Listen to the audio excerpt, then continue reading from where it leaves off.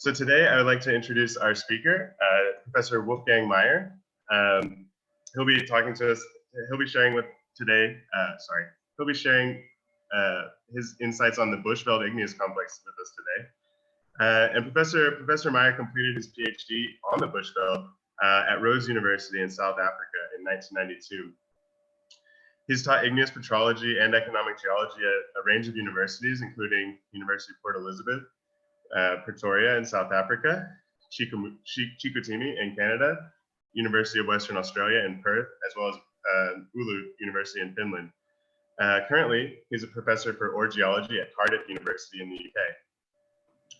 Wolf's research deals with petrological and geochemical processes in mafic and ultramafic igneous systems that contribute to our understanding of continental magmatism, mantle evolution, plate tectonics, and the formation of these magmatic ore deposits, including the PGE deposits at Bushveld, but also including nickel, copper, chromium, vanadium, tin, and iron deposits around the world.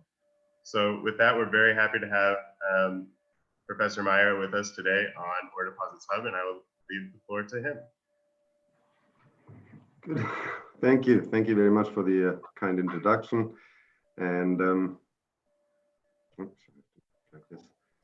And yeah, welcome and good morning to everybody to join me here on this little trip through the Bushveld Complex. I will give you an introduction, a brief introduction on the general geology and setting of the intrusion, and then focus a little bit on some recent developments, notably in geochronology, that provided some new ideas and insight into the emplacement mechanism of the magma and the formation of the ore deposits, which is of course what interests us most. Very briefly, first the team, the people with whom I've been working over the last decade or so, and who contributed to all these ideas that I present today, and the results. And that would be Kate Abernethy, Will Smith, and Bartosz Karikowski, my PhD students here at Cardiff University, past and present. Simon Tepster, our geochronology brain from BGS here in the UK, responsible for the new geochronological data that I will present a little bit later. Sarah Jane Barnes and Danny Savard, my long-term collaborators from Chicoutimi University in Quebec, who run one of the best PGE labs on Earth, the Lab Mater. And then there is Steve Barnes and Gavin Moorhead from CSIRO in Perth and in Clayton, who also I've been collaborating for a long time, and who make accessible to me the Maya map, amongst other things. Dani Frobler and Albi Britz from Ivan Plat and Mokopane, very good friends and collaborators, and they are essential have been essential to my research recently by providing and making available the huge drill core database at the Floodlift deposit, the new Floodlift deposit, to which I will come back in a little moment. Dave Reed from University of Cape Town and Steve Previch from Rhodes University in South Africa, long-term collaborators who provide samples and ideas, and whom I've been talking for a long time about the Bushveld Complex. Right. So in 1986, there was a US Geological Survey bulletin by Cox and Singer, in which it was proposed that the origin of the Bushveld ore deposits, magmatic sulphides in general, has been largely resolved, I guess. And I would think that most of us who work on the Bushveld complex and magmatic ore deposits feel that this was wildly optimistic. There are many aspects about the origin of these bodies and their ore deposits that we still understand very imperfectly. And also, when you look at the list here, some of the ore deposits that are much further down the list here, like Olympic Dam, one could perhaps argue that we understand Olympic Dam better today than some of the Bushveld deposits. But I'm sure there would be a lot of debate about that. But I will show you some of the things that remain highly controversial in the Bushveld complex, Amongst these questions are the source of the magma. Does it come from the lithospheric mantle or the asthenosphere? Magma emplacement mechanisms and the architecture of the magmatic body. The role of the crustal contamination, which contaminants were important, which parts of the intrusion, and how was this crustal material assimilated. The origin of the layering, of course. A lot of research going on at the moment in this field, and I will touch on this in a moment. Also on the role of reactive flow. Reactive flow that's been advocated for decades now by a number of researchers, people like Alain Boudreau and Ed Mattei, and that we certainly I begin to think must play an important role in layered intrusions, just like Boudreau and Mattei. The origin of the ore deposits. This is another important aspect for us in particular that remains extremely highly controversial.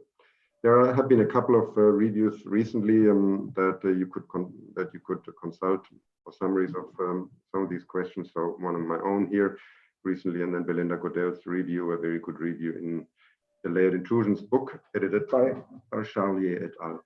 2015. Good. Very briefly, this is an important ore deposit, as you all will know.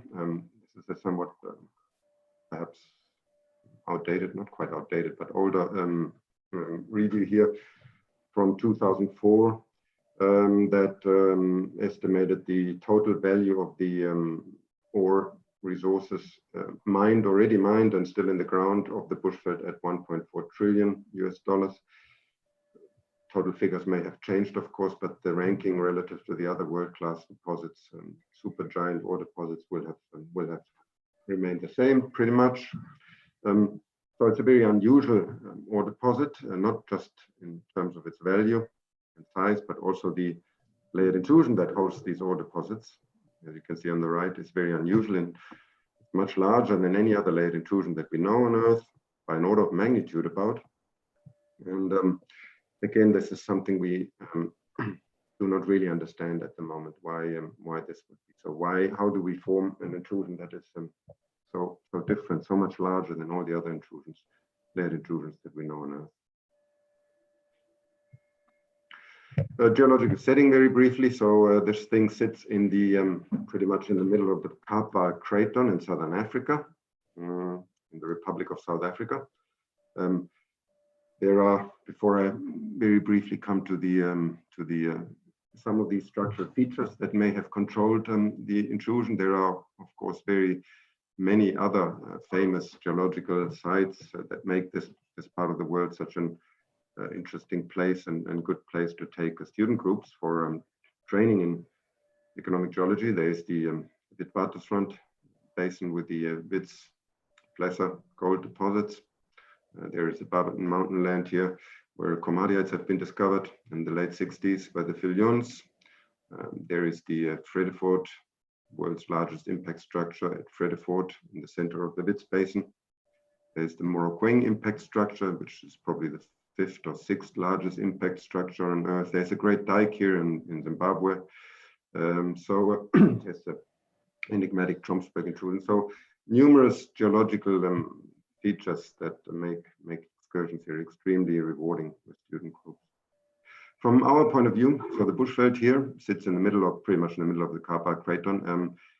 Here, the Molopo Farms complex almost certainly is part of the Bushveld event, same age, same geological, geochemical and meteorological signature. It has been proposed that both intrusions were emplaced here along this major translithospheric structure, the TML or Tabazimbi Murchison lineament. The diamond industry over the last decades have, through their seismic work, essentially defined a number of translithospheric lineaments across the Karpa craton. Here's another very important one, the Tromp-Kolsberg lineament. But the Tabazimbi Murchison lineament is the one that has been considered as a potential magma conduit for the Bushveld complex. This figure comes from Lou Ashwell. Yeah, so For us, of course, the origin of the ore layers, that is one of the key questions, the most important question that interests us probably. And a classical model, I would say perhaps introduced by people like Wager and Brown in the 60s, is that we are looking at a rain of silicate crystals and sulfide liquid and oxide crystals, oxide minerals, through a relatively quiescent, calmly convecting magma chamber onto the top of the cumulate pile. And then there may have been some granular flow that contributed to further concentration of the ore bearing phases. So is this model too simplistic? There's been quite a lot of debate in the last decade or so with new ideas coming forward.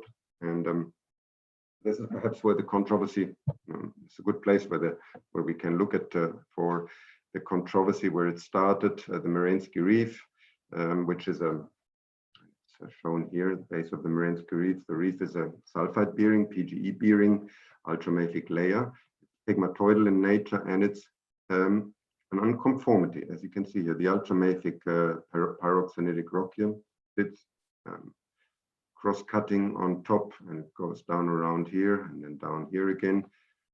Cross-cutting on top of a layered noritic sequence, and it's commonly pegmatoidal at its base. The pegmatoid here is sometimes very regular along strike, but often quite irregular, like in this case.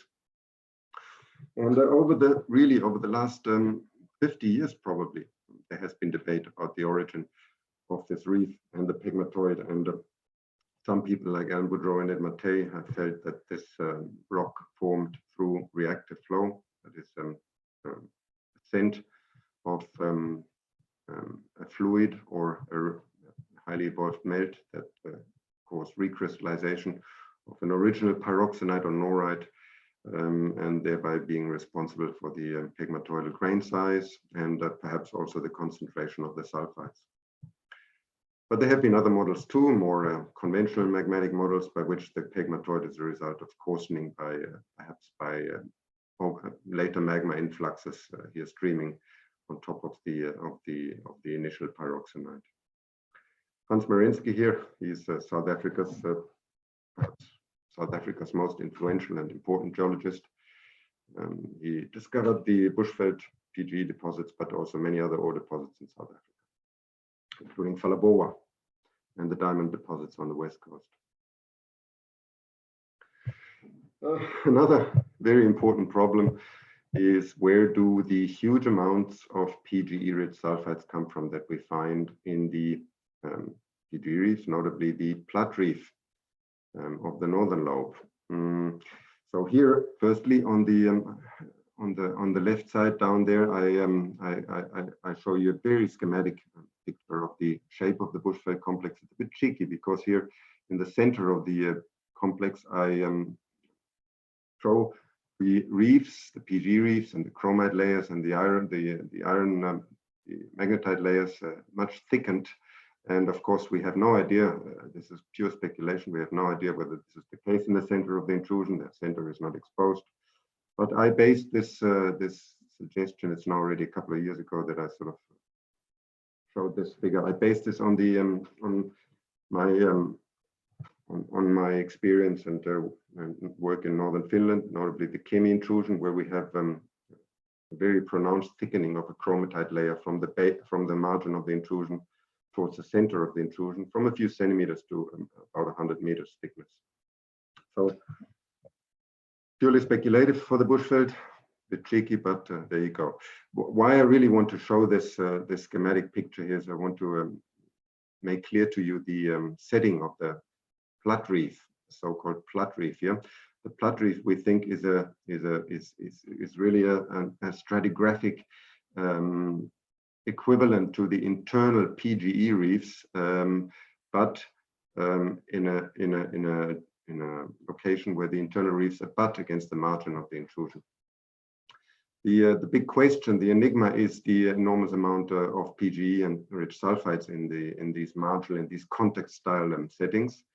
So this is here the very rich drill core from the Plat Reef, in particular the Flood Reef deposit of the Plat Reef, Barrientos Flood Reef deposit, where they had grades of about 90 meters at 4.5 grams per ton, and this is the typical grade of the Marinsky Reef here in comparison, running at about 6-7 grams per ton over a meter.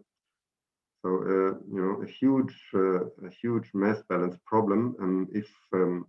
If we want to derive this amount of PGE here in this drill core from normal basaltic magma, we need about 10 kilometers of magma if we extract all the PGE 100% completely from that magma, which you never really do. So we're talking here really about 20 kilometers of magma that we need to generate, to provide this amount of PGE. And Bushveld, the total thickness of the Bushveld is about 6-7 kilometers. So and much of the upper portion of the of the complex cannot be parental to these PGE. They are still fertile. So we have a mass balance problem, and there has been a lot of debate how to explain this. And one possibility is that the thick PGE reefs in the Plat Reef form through hydrodynamic sorting and kinetic sieving and trapping of sulfidic crystal mushes. So we would be looking here at initially the partial crystallization of the magma, a crystal mush that then undergoes granular flow, perhaps when the center of the intrusion is subsiding.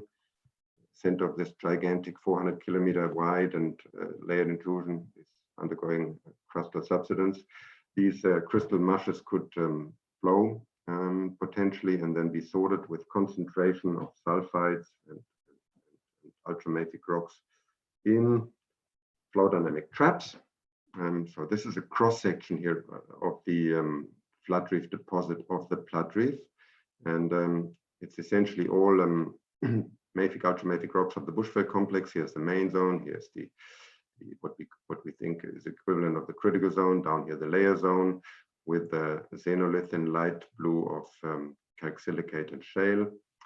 And the important thing is in red here, orange, red, and blue. These are the ore layers, the PGE-rich horizons, and as you can see, they are particularly thick in this trough-like structure here that gave that was the reason for the name of the Flood Reef. The Flood Reef really is a flattened portion of the Plat Reef, and the Plat Reef, of course, is the context-style mineralization of the Bushveld complex. So this would be the Plat Reef, and here the Plat Reef becomes flatter.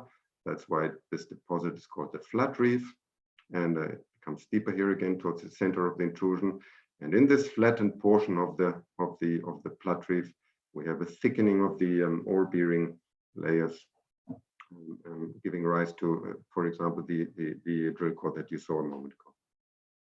So this sort of evidence, you know, could be cited for in support of the hydrodynamic model for generating these very thick mineralized sequences.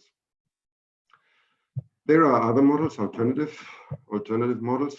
We could consider whether people have considered this and suggested that the enormous amount of PGE-rich sulfides in the Plat Reef, the northern lobe of the Bushveld complex, is a result of intrusion of sulfide and PGE-rich magmas, perhaps even in the form of sills. I'll come back to that in a moment.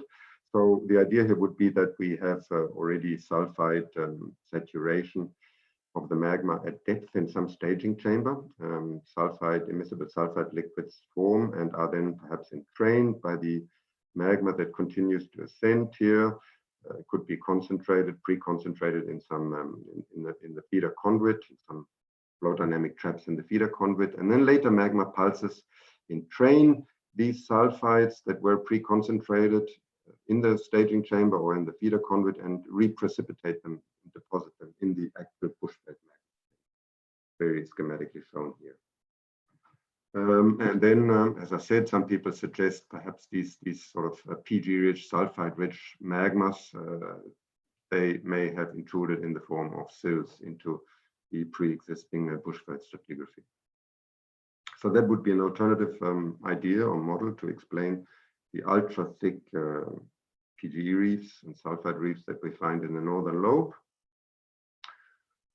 let's yeah, before I come briefly consider the SIL model, personally, I just want to make a briefly comment on this idea of intrusion of sulphide PGE-rich magmas. As I said, in the last decade or so, perhaps even 2 decades, there have been a number of authors who favored and proposed this idea, this model.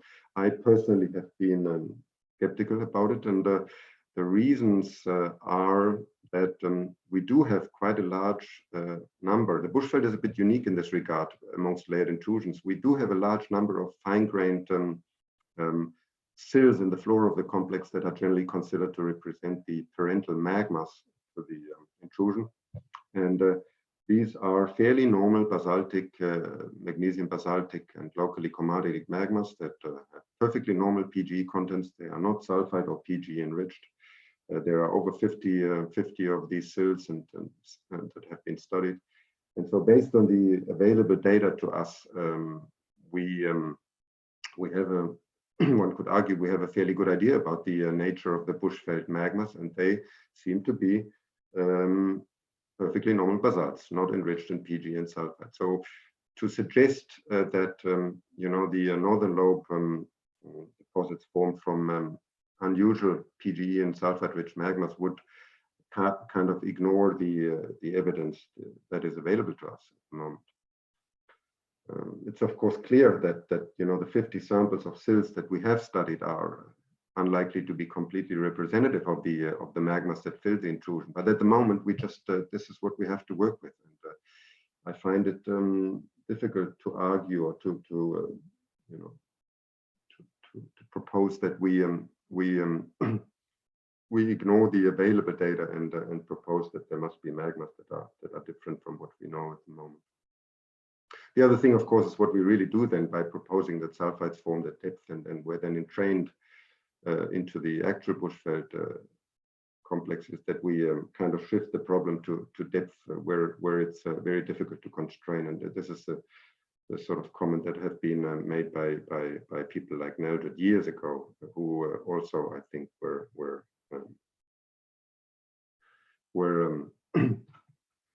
skeptical of the models that invoke magmas, sulfide and PGE-rich magmas coming from depth.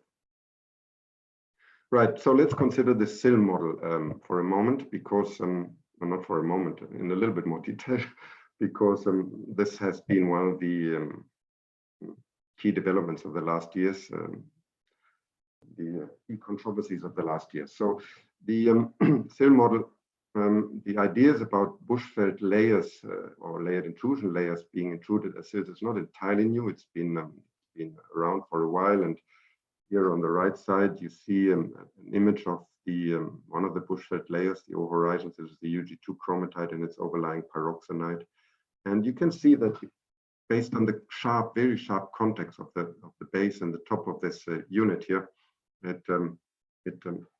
it is conceivable that this whole package was perhaps intruded as a sill. And so Lee and Butcher in 1990 in economic geology were perhaps one of the first, I think, that suggested the SIL model for the Marinsky Reef, at least. In the Plat Reef itself, Tawana Manyeruke probably was the first who suggested that the SIL model at Turfspruit. There were several other authors also subsequently who favored this model: Judith Kinnear, the Turfspruit, and Mitchell and Schoon and Akanani. And so what Tawanda and others then found is that the Plat Reef has significant or quite thick layers of sedimentary, meta-sedimentary country rock in between. And we know from the incredibly detailed database that is now available from the Flood Reef deposit, from Ivan Platz's Flood Reef deposit, that these interlayers of country rocks are laterally quite extensive. So this is an image here from Ivan Platz's project. It's based on 700 kilometers of diamond drill core. They produce these great shells here. You see the high-grade layers. This would be the key reef interval up there, and then several PGE-rich layers here at greater depth that are separated from each other by low-grade or barren layers. these would be the metasedimentary rocks, many of these. So there's a clear image here of the layered nature of this ore deposit and the intercalation of PGE-rich magmatic rocks with PGE poor or barren metasedimentary rocks. And this is how these things look like in drill core. So this is again from the flood reef here. You have about 5-6 meter thick pyroxenitic layer, quite sulphide rich in places, running at 6 grams per ton across these 5 meters here, and sitting in a pilitic package, rock package. It's immediately below the main portion of the deposit.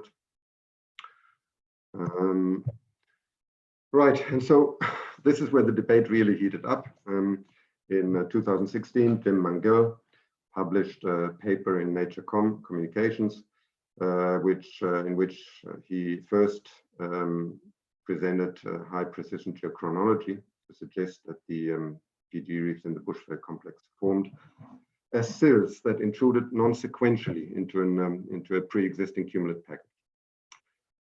So I'm going to look at this in a little bit more detail in a moment. There has been a lot of debate about this model and some criticism, as you would expect. If you're interested in this in more detail, there is a paper by Latipov in the South African Journal in 2017, where he tries to pick this model apart. But you should consult this and make up your own mind. Here is the key figure from Mangal's paper. So he analyzed here the main zone, then the Marinsky Reef, the UG1 chromatite, and then 2 of the MG chromatites, the MG4 and the MG2. There's a bit of overlap here, and that is one of the criticisms, I guess, of Latipov. But when you look, for example, here at the MG2, it's clearly younger than the UG1. So there is a younging down here from the UG1 to the MG2. And this is the key message of this paper, that some of the ore-bearing layers here appear to be clearly younger than some of the overlying ore-bearing layers. What we decided then to do, of course, as is normal in science, we need to test whether these results are reproducible.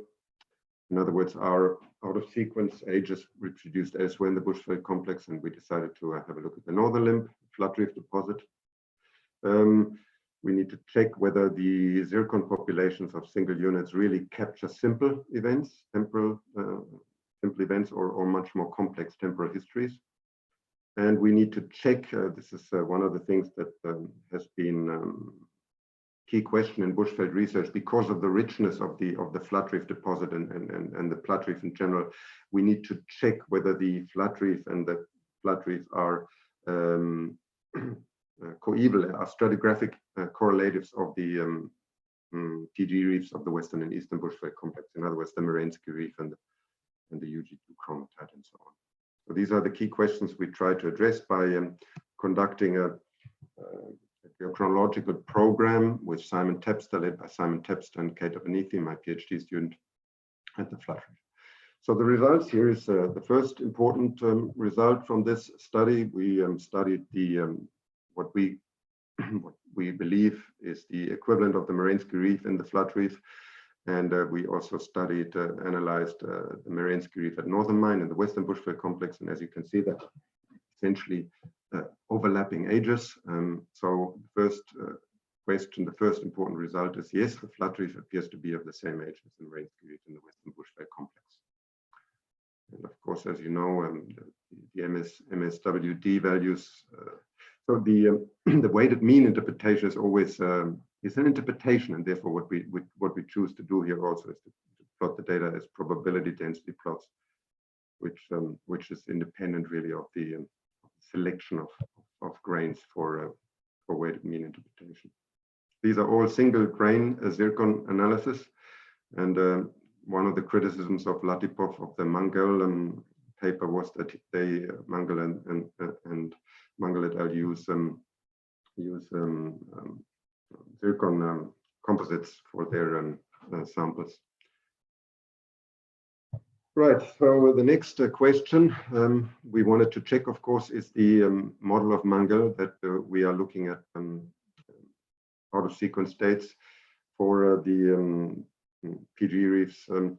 Is this correct? Can we confirm this model? And these are the samples that we analyzed here across the flood reef. There's the main zone. We analyzed the bastard reef, considered to be the equivalent of the bastard reef, the Marinsky reef, the UG2 chromatite, which is quite well exposed in the flood reef, and then here ultramafic rocks that we correlate with a lower critical zone.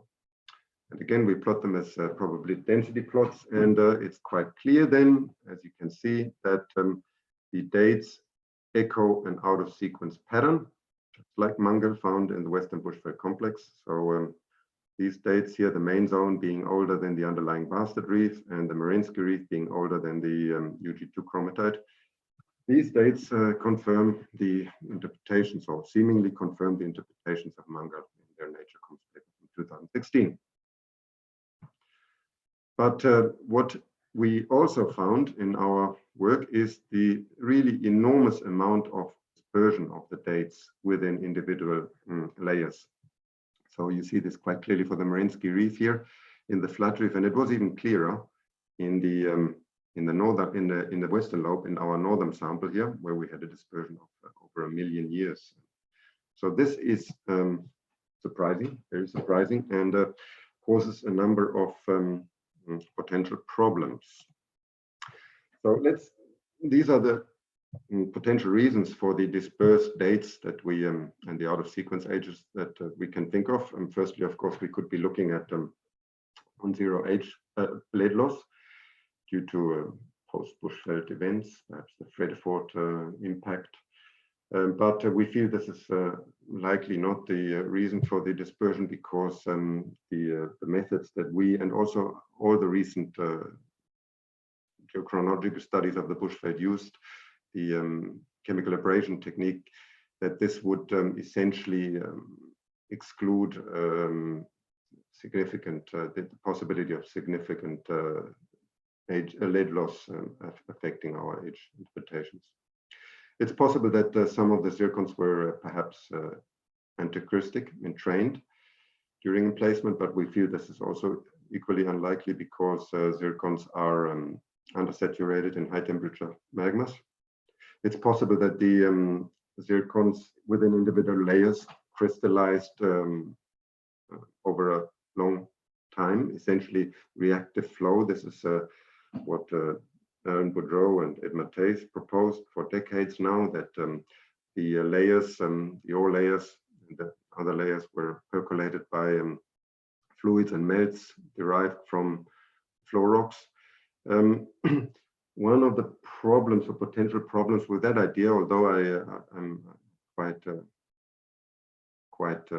partial to this model, is that there was a recent paper just 2 months ago, I think, in geology by Satara and others, where they conducted argon dating of the Bushveld biotites, and they found that based on their results, the cooling rate of the intrusion is about 1,000 degrees per million years. And so when you look at the age dispersion in our zircons, which reaches actually 1 million years, then one would have to argue that the intrusion was essentially cool by the time we would then invoke reactive percolative flow. So this is something that is not entirely clear how to solve this problem. You know, you would have to argue that there was some deep sill intrusion reheating the cumulates for perhaps 1 million years. And so I cannot quite get my head around how this could be done at the moment. Finally, there's the emplacement of later units, Mangal's sill model, essentially. That is, of course, another possibility for the dispersion of the ages, but there are potential problems here. In this figure, I've just compared the results of the previous high precision geochron studies for the Marinsky Reef. So that is Mangal's results here. This is the results from Zee et al. 2015 from the eastern limb. And there is our Plat Reef, Marinsky Reef. This is our northern Marinsky Reef. So as you can see, the older studies here, Mangals and Sees, they have somewhat lower precision. And in these studies, the heterogeneous distributions cannot really be resolved. And of course, there is Mangal's multi-grain analysis. That's another problem. We cannot really resolve the precision that we have in the Flood Reef. It's not comparable to the precision we have in the Flood Reef in our study. If you're dealing with data like this, then of course there's the potential that you bias your age interpretations towards younger populations, and you could then induce artificial out-of-sequence effects potentially. So these are the dangers, and I think you know. And then of course there's also when you look at the main zone, 3 studies of the main zone, we all come to at slightly different age results for the main zone. So these are the problems really that we're facing at the moment with interpreting these data. And then finally, Simon Tapster, our geochronologist, is very worried about the potential for uranium isotope fractionation. He feels this could have a very important impact on the interpretations, and potentially even account for all the temporal offsets that we see. He's working on this problem at the moment, and it's currently an unevaluated source of uncertainty. Right. So what do we make of all this then? Sills clearly do occur in the Bushveld complex. I showed you the examples from the Flood Reef and the Plat Reef. This image here from Latipov in 2017 in Journal of Petrology of the Marinsky Reef in the Western Bushveld complex here shows that the Marinsky Reef here in a deep pothole has apophyses or extensions that form sill-like bodies here below and at the side of the Marinsky Reef. There was a similar example here shown by Mitchell et al. In South African journal recently at Wilgersproit. So there's the Marinsky Reef again forming an apophyse that injects downwards and sideways into the floor rocks of the Marinsky Reef.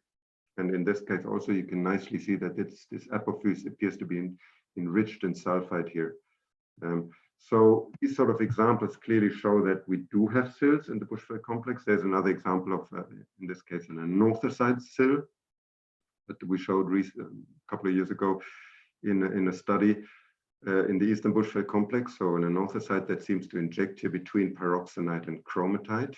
And in this case, again, there is a connection between this, and the picture you just saw a moment ago comes from this area here. There's a connection between this anorthosite sill and a larger cross-cutting transgressive anorthosite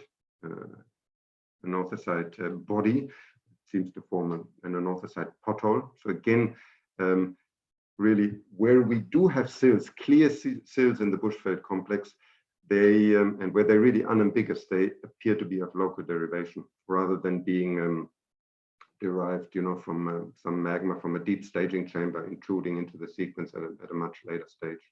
That's what the field evidence tells us at the moment. Clear evidence for sills, but they do appear to be of local derivation. The geochronology looked promising, but at the moment, particularly due to the large dispersion of ages that we found, I think our current understanding of the significance of this data is incomplete, and more work needs to be done. Detailed petrochronology, much more of this is required. And perhaps we need to look at a much smaller scale of the rocks. This has begun. A number of groups are working now on grain scale compositional variations and microtextures. And I just give you a brief example from my own work years ago when during my PhD, I looked at zonation of plagioclase in the upper critical zone. My PhD focused on the UG2 Marinsky Reef interval in the Western Bushveld complex. And I studied the plagioclase grains, individual plagioclase grains. These would be cumulus plagioclases here, and these would be inclusions and orthopyroxene and produced microprobe traverses across them. And in 90% of these grains that I analyzed, and it was really just a reconnaissance study, I found clear reverse zonation towards high anorthite content, calcic rims, which is of course opposite to what you would expect in this situation. So in order to get a bit of a better idea what this means, this reverse zoning of plagioclase, we recently did some element mapping of mottles, of so-called mottles. A mottled anorthosite, and what this really is an anorthosite that contains these large oikocrysts of pyroxene. Here are two examples here, and in some cases these oikocrysts of pyroxene contain cores of olivine. You can see it here in black. And so we produced element maps of one of these mottles to get a better understanding of what's going on here. And this is the FESM element map here of a thin section of this mottle that you saw a moment ago. And let me briefly explain to you what the colors are. This is the light green is the olivine, and dark green is pyroxene, largely clinopyroxene. In purple and light purple and dark purple, these are the plagioclases with various variable anorthite content. So the dark purple is relatively albitic. This would be an anorthite content around 70. And the light purple here is more anorthitic plagioclase going up to anorthite 95. So clearly non-magmatic anorthite contents in a circular domain surrounding this interstitial oikocrystic olivine and orthopyroxene. So these new FESM analytical tools really were a revelation for us, and kind of information that we can gain from these is phenomenal compared to what we had to depend on just 1 or 2 decades ago, when we, as you could see in my PhD, when I did individual grain traverses of maybe 20, 30 grains. Now, overnight, we can produce a map like this that shows us, that provides information that was totally inaccessible before. Yeah, so I interpret this domain here of non-magmatic, very high anorthite contents as a result of reactive flow. When we zoom into some of these plagioclases, and the colors are slightly different here, so the high calcium domain of the plagioclases, that's sort of greenish, light green here, and the low calcium domain is the blue. Here you see a beautiful euhedral plagioclase grain that has a rim of high anorthite content around it, and the high anorthite domain also seems to extend along cleavage planes in the plagioclase. And from that, I judge that the reactive agent must have been a fluid impregnating this grain and percolating through this grain along cleavage planes. Another thing about this, these features, these models is, or certainly this model that we studied, is that it's surrounded by a halo, a corona of Phlogopite mica. And you can see this here a little bit in red, the Phlogopite mica. Show you more of it. We did some laser work on these things also, and as you can see across one of these plagioclases, these zoned plagioclases is strongly zoned in terms of sodium. The sodium along the margins is relatively low relative to the core, but calcium appears to be relatively constant across the grain. So what we're really looking at here to cause the zonation is a removal of sodium and also potassium to some degree. And so people like Alan Boudreau and Muir and others in the past have suggested that acidic fluids percolating through the sequence could leach alkalis from the feldspars. And I think these results here support this interpretation. Here are some element maps again of the model for Phlogopite here. You can see here the Phlogopite that's surrounding the olivine and orthopyroxene core of this model. There's some hornblende enrichment also. The model also is slightly enriched, not significant, but slightly enriched in sulphide relative to the surrounding anorthosite. Sulphides here highlighted by these little circles occur around the olivine, but not within the olivine. We did some strontium isotopic work, and essentially the rock, the model has broadly similar strontium isotopes in the range of the upper critical zone, so that suggests any fluid that may have percolated through this rock and caused the recrystallization of this rock was likely of a magmatic derivation rather than metasedimentary country rock derivation. And we did some, the olivine also has a relatively unusual composition. It's quite nickel rich compared to other olivines in the Bushveld and other layered intrusions. Here is the model, the olivine from the model. We interpret this to result from some nickel, transport of nickel in the reactive fluid from underlying sulphide-bearing rocks, notably the UG2 chromatite. So then I'm almost done now.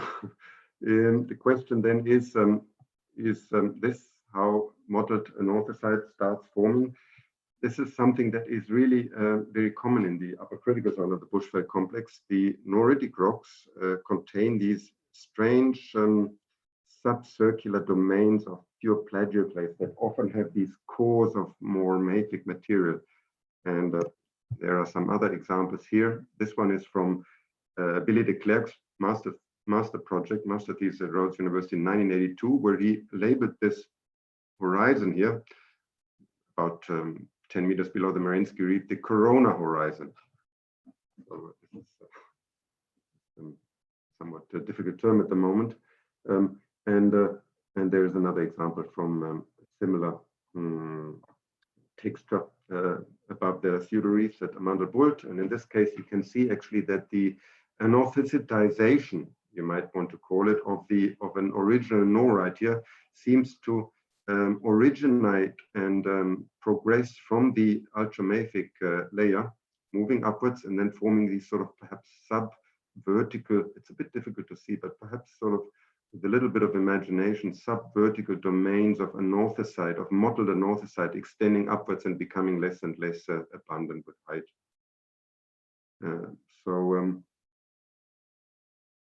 All these two examples being the same features as this sample here, which comes from the Plat Reef. So very, very common, these sort of corona structures, if you want to call them. A bit uneasy with calling them this, but there you go. So basically, in conclusion, this is my last slide. What can we say now from our recent work? The apparent out-of-sequence ages of Mangal 2016 are confirmed. However, there is a strong age dispersion in several of the samples that we analyzed. So the interpretation, I think, of these out-of-sequence ages remains complicated, difficult. There is evidence for pervasive fluid and melt flow in the Bushveld upper critical zone based on the reverse zoning of the plagioclases that we found that are found in a reconnaissance study, in a small reconnaissance study. Much more work needs to be done in this area, and I suspect that it is a very, very pervasive feature in the upper critical zone of the Bushveld complex. Did this fluid flow and perhaps melt flow cause cumulative recrystallization, late-stage zircon crystallization, and the dispersion of ages that we see?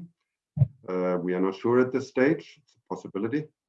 And also a possibility, to my mind, is that the fluid flow lowered the viscosity of cumulate mushes at the top of the crystal pile and possibly facilitated hydrodynamic sorting in the concentration of sulfides in flow dynamic traps, such as the flood reef trough in the northern Bushveld lobe.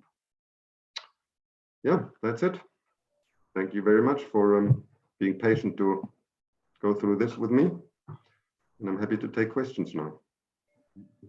Thank you so much, Wolf. That was a really cool overview of the magmatic history, but also looking at the sulfide distribution and getting a good understanding for sort of the way the current state of knowledge of how we think these ore bodies formed in the Bushveld. So with that, I'll go straight to YouTube. We have a question asking about how do discordant ultramafic hortonolytic dunite types of the eastern limb of the Bushveld complex fit into the petrogenetic framework? Do they have their origin in devolatilization or crystallization reactions? Yeah, so yeah, it's a good and important question. And the hortonolytic pipes in the Eastern Bushveld complex, I guess one of the first studies that that well, there were a number of studies by people like Eugen Stumpfel, and then Craig Schiffry's in the US. And I particularly liked Schiffry's work on the autolytic pipes. And Craig Schiffry's is another one of these authors, like Alan Boudreau perhaps, and Ed Mattei, who proposed that the cumulate package was percolated by acidic fluids dissolving and recrystallizing the cumulate minerals, and perhaps also redistributing and introducing the PGE. So if you want the model for the autolytic pipes in the Eastern Bushveld proposed by Craig Schiffry's is really a large-scale analog of these models that I showed you at the last in the last couple of slides.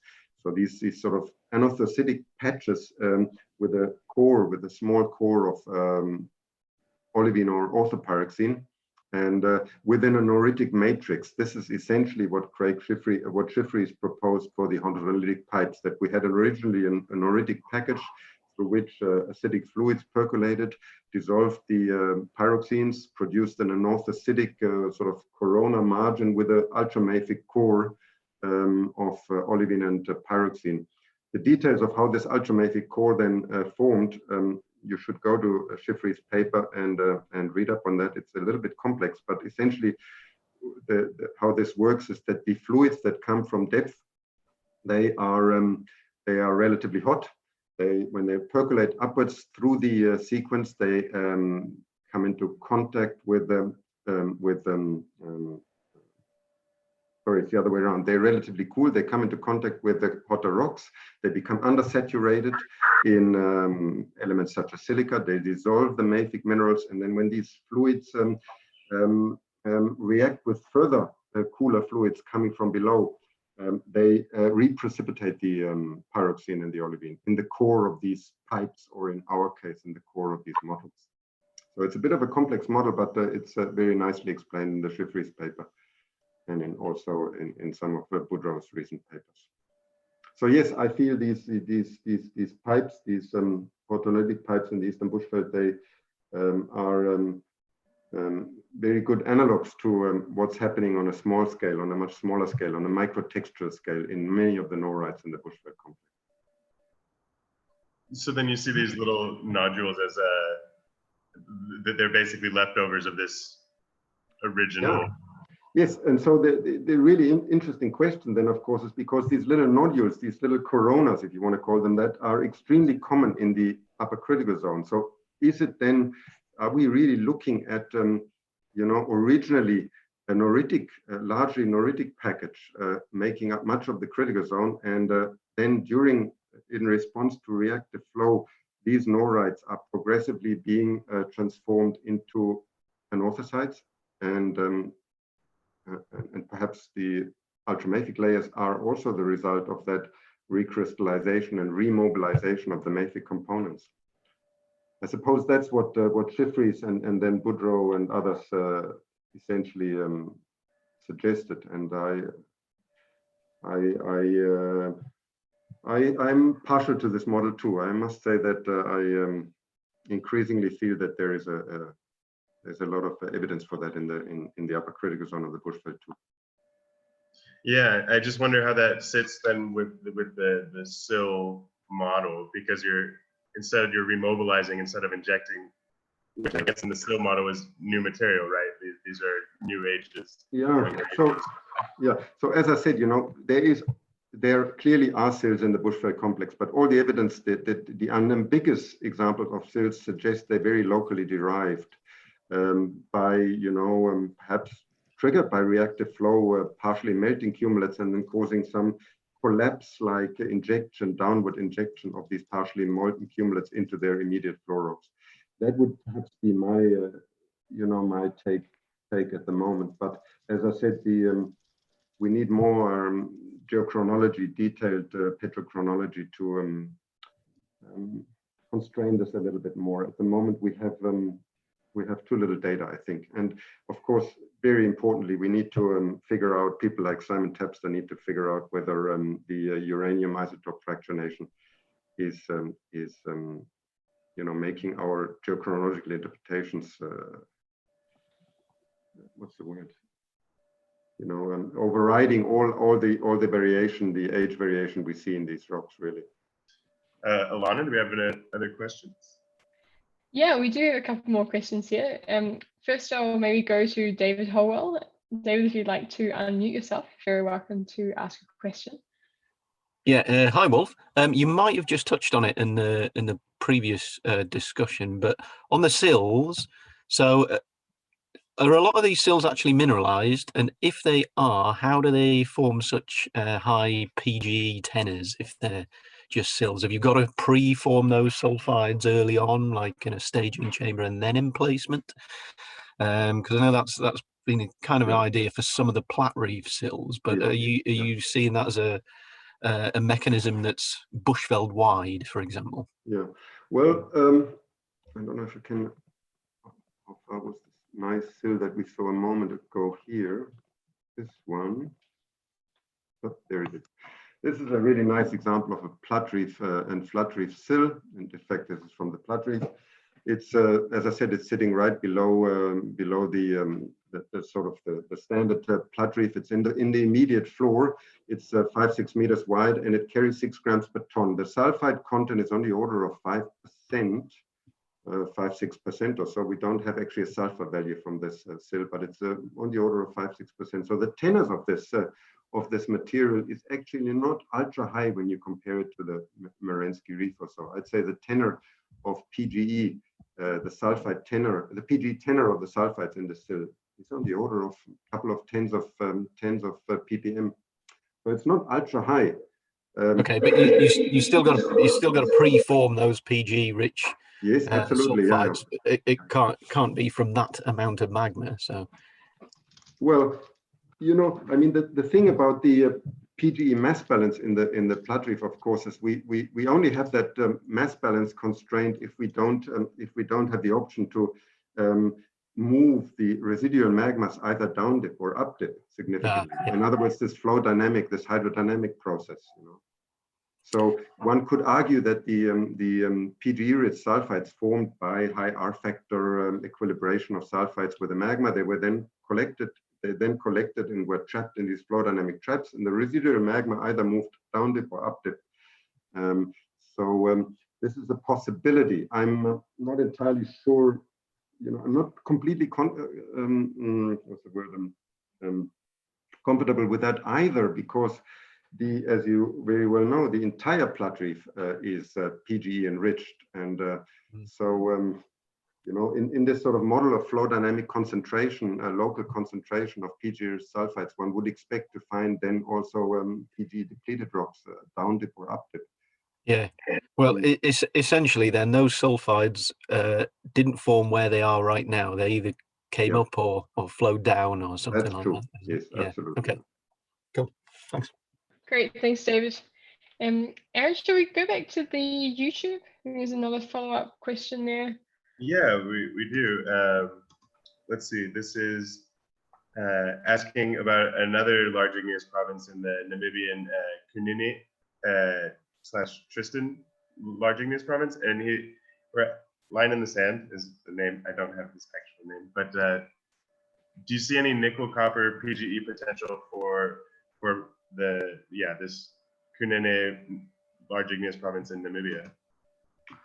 Right. Yeah, the Kunene igneous province in Namibia. The Kunene anorthosite is the largest, or perhaps the second largest, together with Lac Saint-Jean, the largest anorthosite province on Earth. It's a multi-intrusive complex. So it consists of at least a dozen, perhaps more, anorthosite plutons, and some of these plutons are layered and contain significant mafic portions, and also the complex, the largely anorthositic complex, is surrounded by numerous satellite intrusions, many of which are ultramafic, and some of which contain chromite, and some of which contain disseminated sulfides. And some of these disseminated sulfides are PGE rich and nickel rich. So, so this is always a tricky question when somebody asks, what is the potential for ore deposits in this province? Firstly, one would say that certainly in the Angolan portion of the Kunene complex, where the bulk of the intrusion occurs, relatively little exploration has happened so far, which is always, of course, for us, sort of makes the area relatively prospective. Other factors that are very positive is that it's a large amount of magmas that has intruded the crust. There was obviously a lot of heat flux and fluid flux into the crust. There is evidence for a lot of assimilation of the crust in the anorthosite itself, but also in the satellite intrusions. There is evidence for basaltic and relatively primitive and therefore nickel-rich magma in the area in the form of these satellite intrusions. There is evidence for chromite and sulphide and PGE sulphide, although not a lot so far. So yes, I would say that the Kunene province has to be considered an interesting exploration target. What is, of course, a little bit, there has been, in the Namibian portion, certainly, there has been quite a bit of exploration done in the past by Anglo-American years ago when I was involved with it, but also by other companies afterwards. And they studied some of these satellite intrusions in considerable detail, and we didn't find anything economic at that stage. So it's a difficult question. I certainly feel that the Kunene complex, particularly in Angola, needs more work and to be a little bit, get a bit of a better picture about its prospectivity.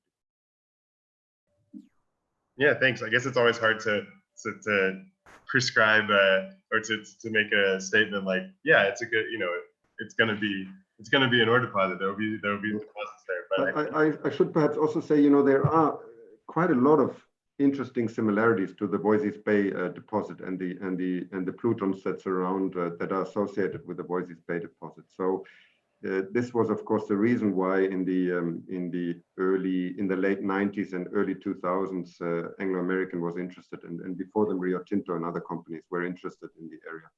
So yes, there are similarities and analogs to Voisey's Bay, and that in itself makes it, of course, an interesting target. Yeah, I think as you said, like just the fact that it has similarities with this sort of world-class intrusion at the Bushveld complex, like makes it a reasonable exploration target. Yeah, the similarities with the Bushveld are not so apparent and not so strong. As I said, it's largely an anorthositic massif type anorthosite pluton, although there are some layered portions in the Namibian part, and those, by the way, would be an interesting, potentially a good analog for sill-like intrusion of a younger anorthositic or troglodytic phase into an older anorthositic intrusion. Massive type anorthositic body. So, but in general, the analogies to the Bushveld are not that strong. Actually, it's more like a typical massive type anorthosite. Okay, we have a question here from Hoyang Zhu. So Hoyang asks, how do you think the origin for the hydrostases that you showed earlier, the Phlogopite and the Amphibole, are these like primary magmatic or are they secondary? Yeah, so as I said, Boudreau and others have suggested for a long time, have sort of advocated this reactive flow model, and one of the main criticisms of this model has always been that the Bushveld tends to be quite poor in mica and hornblende in hydrous phases. I think our study, of course, showed that when you look in detail at the rocks using things like element maps, SEM element maps, then there is probably more mica and hornblende than we were aware of. The grains are often quite small, and you really need to look in detail. Nevertheless, it's quite clear the Bushveld is not particularly rich in hornblende and Phlogopite. So my feeling is that what we're looking at here is a reactive flow, a percolative reactive flow of a fluid that is reacting with the pre-existing cumulate minerals and producing a secondary Phlogopite by reaction of plagioclase with olivine and orthopyroxene and the fluid. The alternative, of course, is that it's really a residual little pocket of trapped liquid, of relatively volatile rich trapped liquid that then again reacts with the cumulate minerals to produce the Phlogopite. But in that sort of model, I find it very difficult to understand the non-magmatic anorthite contents of the plagioclase, and we clearly lost the sodium from this melt pocket. So there was an element flux out of this melt pocket. It's not a closed trapped system. I think that much we can be sure of. So therefore, I favor the idea of reactive percolated flow rather than, you know, a trapped melt pocket where we have reaction of the residual volatiles with the pre-existing cumulate minerals. Okay, thanks. Alana, is there another? Yes, we have another question here from Walter Witt. If you'd like to unmute yourself, Walter, you're welcome to ask a question. Can you hear? Yes. Yeah, I was just looking at one of Wolfgang's maps, and great talk, thank you. Showing the Malapo Farms intrusions in Botswana to the west of the Bushveld Complex. And I thought, well, that'd make an attractive target, wouldn't it? So I was just wondering how much exploration has been carried out on that complex and what results might have been achieved. Thank you.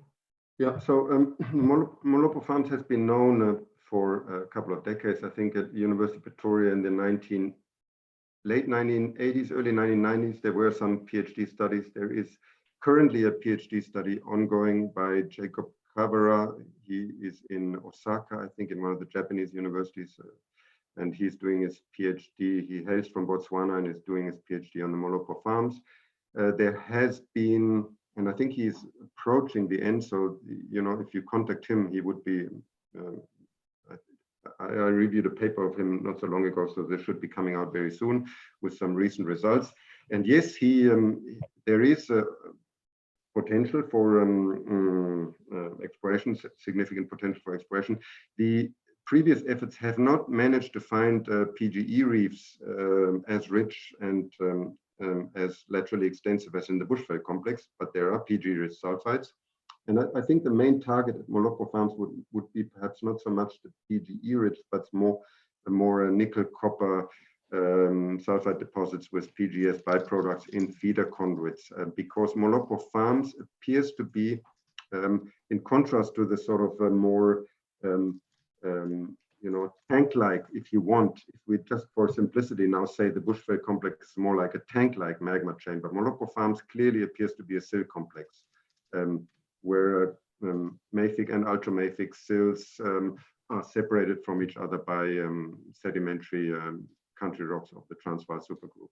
And so, you know, from what we know is PGE-rich deposits, we normally need larger magmatic bodies rather than narrower sills. The narrow sill complexes probably are more prospective for nickel copper sulfides. And yes, what another very important and positive aspect about the Molopo Farms is that, again, outcrop is very, very poor. Much of the body is covered by cover of calcrete and younger sediments, and so exploration is not easy there because you have to do a lot of, you have to rely almost exclusively on geophysics and drilling. But at the same time, of course, therefore, it's quite possible that there are remain deposits that have not been found. So Jacob Kavara would be a good person to get more information on Molopo Farms. There is only, I think, only about 1 or 2 papers have been published previously on Molopo Farms. There was one by Frieder Reichhardt and another one by, I think Wilhelm was the name. Thanks, Wolf. That's yeah, no, that's pretty clear. We actually have another question on another region and deposit type. Since we're talking about that on YouTube, a question about Norilsk type nickel copper PGEs and the possibility of having one of those in the Etendeka area, fissure subhorizontal conduit model.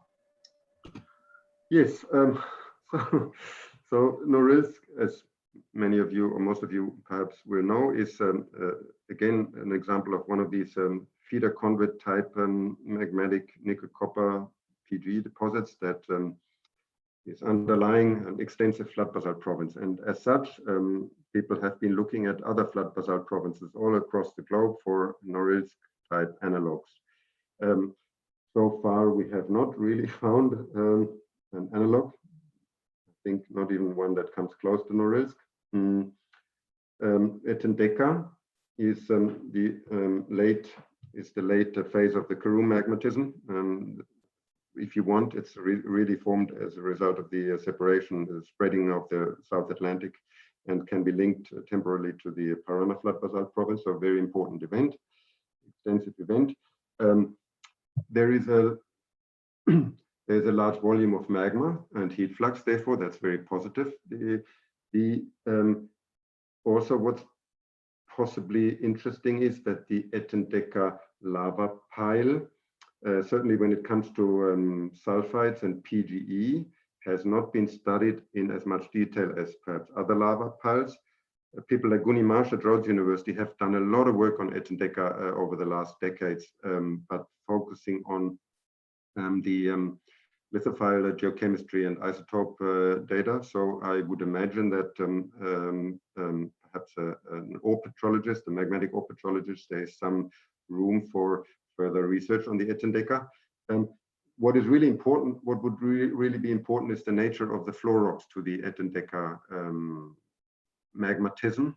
Is there some reactive sedimentary floor material, such as at Norilsk we have the evaporites, of course. In other important ore districts we have sulfidic black shales, perhaps sulfidic iron formations. These sort of reactive floor rocks you would, and in the Bushveld and the Floodlift, of course, we have the sulfide-rich shales and locally dolomites of the Deutschland formation in the floor underlying the key ore deposits. So you would need to check in the Etendeka, and I must confess that I'm not 100% sure now what the nature of the floor rocks are in across the district. You would need to check whether there are any reactive floor rocks in the Etendeka. And if that's the case, then yes, I would think there is certainly some room for further exploration.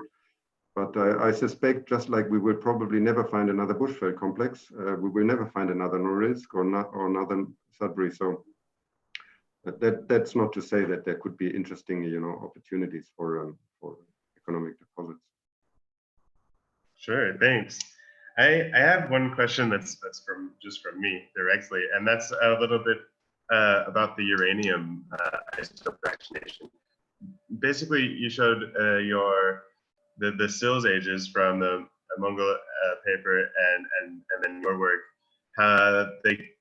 They are separate, but they are very close to overlapping. And you mentioned that uranium isotope may fractionate during adsorption or leaching processes, and these rocks are really old. Like, so these are. Sorry, I lost you there over the last sort of half a minute. Can you repeat, please, Aaron? Sorry about that. You mentioned that the uranium isotopes may fractionate during adsorption processes or oxidation processes like this. And I wonder, for those of us, I am not a geochronologist, how much can that affect the age range on this, and how does the fractionation of uranium 238, 235, how does this happen, and how significant could it be? Yeah, so I have to confess straight away that I'm not a geochronologist here either, and Simon Tapster would be the person who has to answer this. But Simon feels that the potential that the uranium isotope fractionation can, between different zircons at a late stage during redox process, due to redox processes and leaching, can cover all the spread of age that we see in our Bushveld rocks. In other words, more than 1 million years. So this is a very important and needs to, potentially all the stuff, to put it really in this stark way, all the interpretations that we are making at the moment could be invalidated by if it turns out that there is the uranium isotope fractionation is significant. So I think, therefore, at the moment, we have to be very careful with basing our ore models and any exploration models on be existing geochronology that seems to suggest out of sequence emplacement of these ore layers. I think at the moment we have to be really very careful not to jump to conclusions. But sorry, I can't answer the technical question. Simon Tapster, my colleague, would have to answer that. No, that's okay. I was wondering how this process might affect our other interpretations of other deposits that we use this ID TIMS dating for. Yeah, what I understand from Simon, we're talking about a million and a half years that here in the deposit of the Bushveld age, we could be looking at the effect of the uranium isotope fractionation. So I guess in younger deposits, the difference might not be so significant. Okay, I think we'll turn to Alana.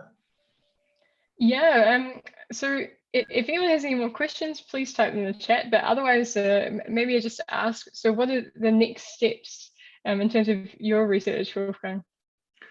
Yeah, so what needs to be done, and I think there are several other people who are trying to go in the same direction, is we need to do much more detailed microtextural and petrochronological work, looking at the layered intrusions, and people like Marian Horners have started doing that and our postdoc Zoya Vukmanovic have started doing that at Skaergård, and also now increasingly in the Bushveld.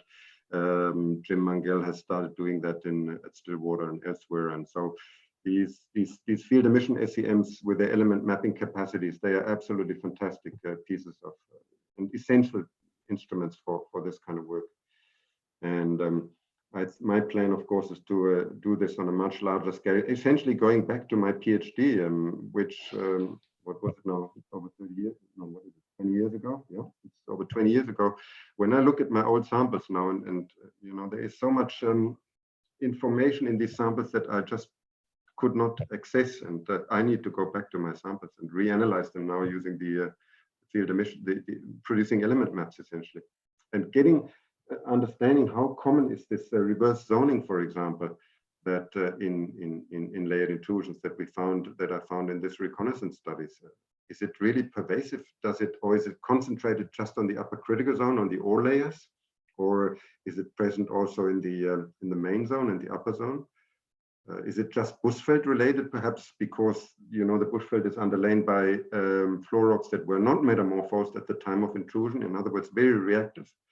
Or is the reactive flow and the zonation of the Plat geoclase, is it not related to the floor rocks? Is it an internally derived fluid that's moving around? So all these questions, I think, we need to answer, and we need to get onto a much smaller scale, look at these rocks on a much smaller scale.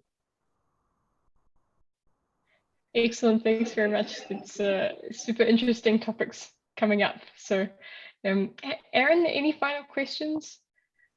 Not for me. I think this is a good place to wrap it up. Wolf's already been on the clock for an hour and a half, so I think we can let him go. And thank you very much for the time and the presentation. I feel like I've learned a lot, and I hope, I think the audience has as well.